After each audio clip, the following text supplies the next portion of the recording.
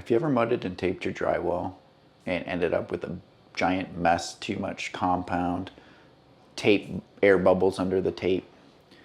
I have. I've done a lot of drywall work in my life, and I decided to make this video to help you with the problems that I've encountered over the years. So today I'm going to talk about what tools to use, the process for applying tape and mud, as I've found is best for me. I'm not a professional at this at all. These are just things that I've picked up along the way, and I thought I'd put this video together to help you with your struggles. Hope you find it useful. Let's start out with some of the tools you're going to need for doing a good job on drywall.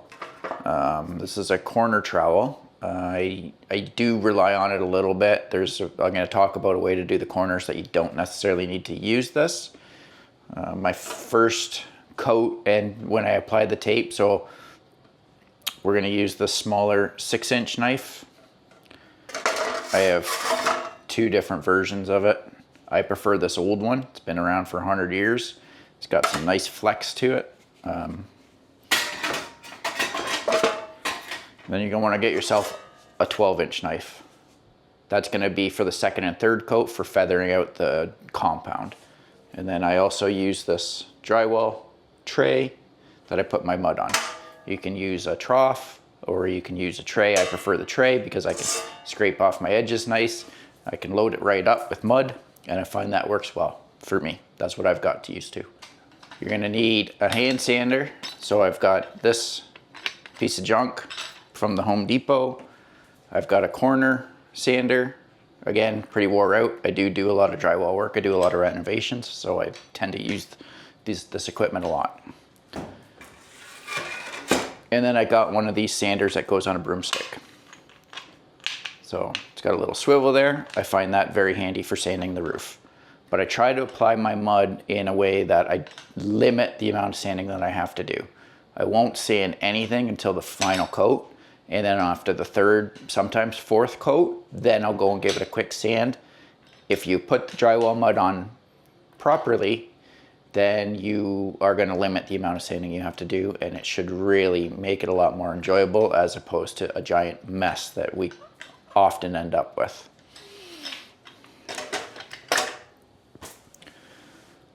So let's get into it. I'll gather up all my stuff and we'll start putting on the first coat of drywall mud.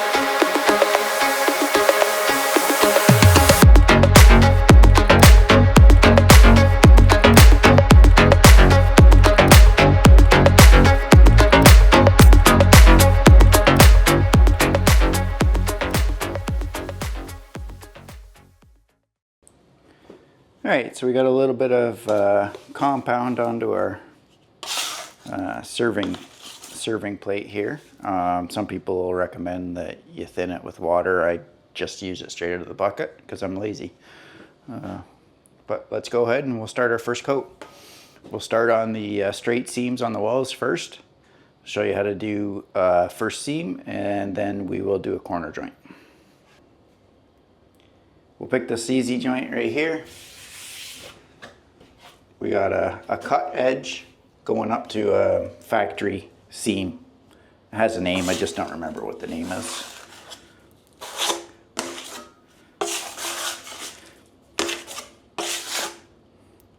So we're gonna put on our first coat nice and thin, pack in that joint with drywall compound, and then we'll go and apply our tape. What we're gonna look for though is to make sure that we got a nice even coat of mud.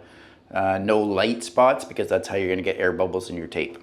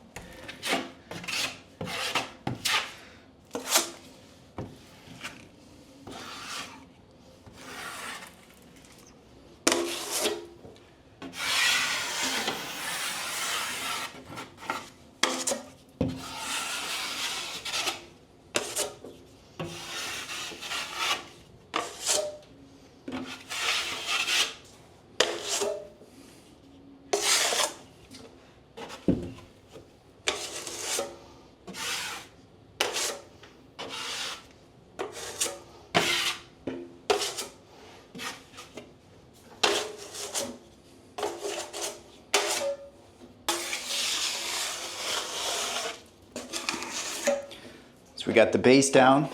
Now we're gonna put a little bit of tape in there.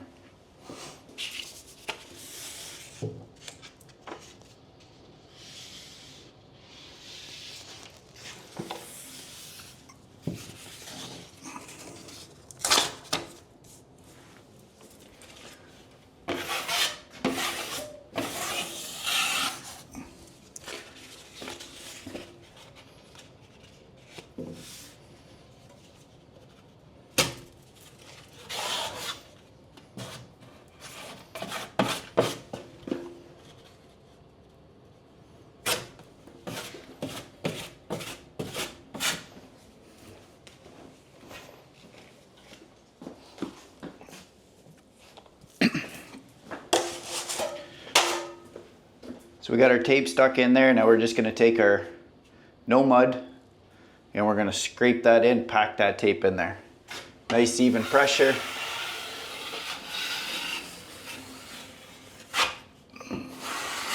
Pull it down the one side. When I'm dragging that down, I'm keeping pressure on the outside of my knife, kind of like that. Less pressure on the tape side.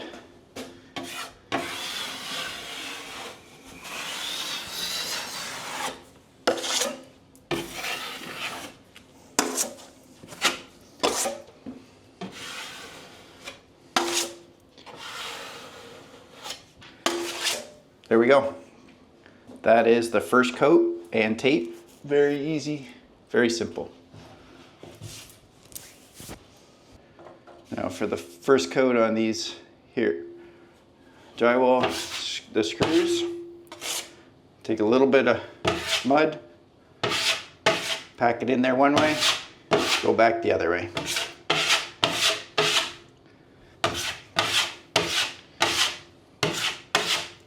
We're not trying to fill these up on the first coat. We're gonna come back and we're gonna add more over that. So there's nothing there to sand right now. And as that dries, it might shrink just a little bit, but I have nothing to sand. So once that dries, I can come back, do my second coat, exact same way. And that's how you save yourself all of that sanding in the end.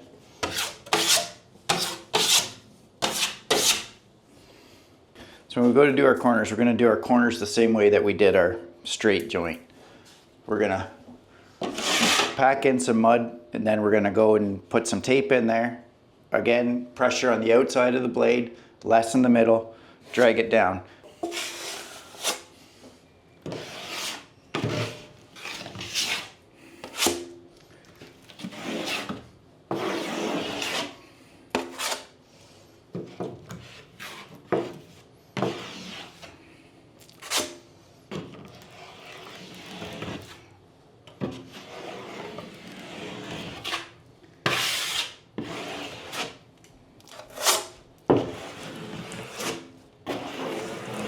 And I'm packing that joint right full. It's not perfectly roughed in, but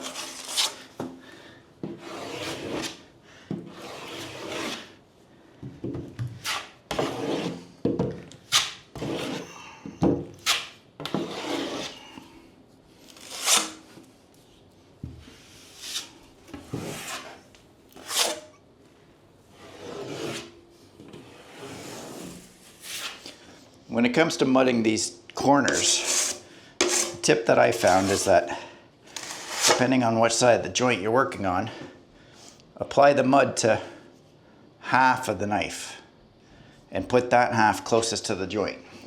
So I got the mud on the right hand side, my right, your left, but that's the closest to the joint. Now if I'm working the top down, I'm gonna go the other way.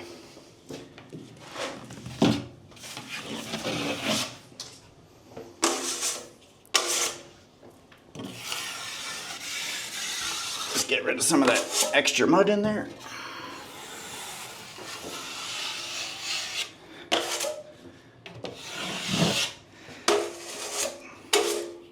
Now we'll lay our paper in there.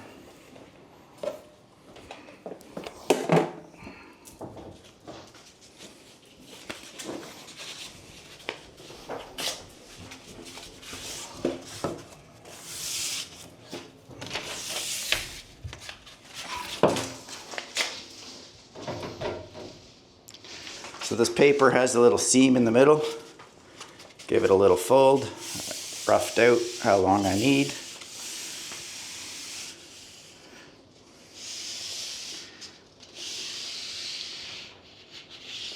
So there we go. Got a little fold. And then we'll just tuck that in there. It's nice.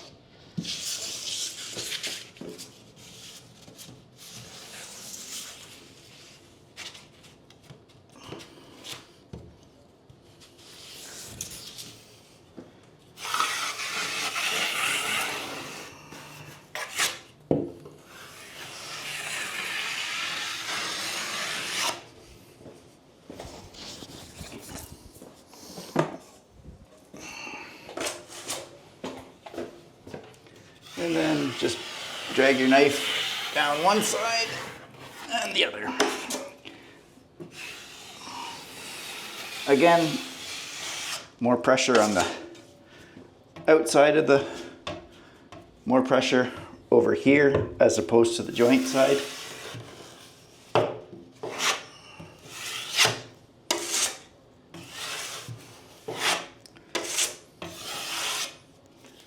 And what that's going to do is that's going to feather out that edge nice and eliminate all that sanding.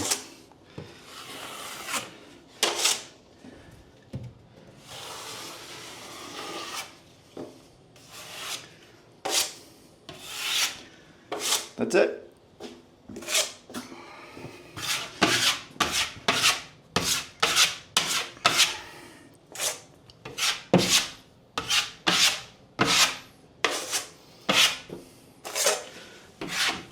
The sloppier you are with the mud, the more sanding you have to do. So in this situation, less is more. We can always add easily enough. So the focus would be on less mud, getting it smoother, not having those big clumps, and then adding more down the road. So that's our first coat. We'll come back and we'll do a second coat once this dries. I'm going to carry on with this whole room with the first coat.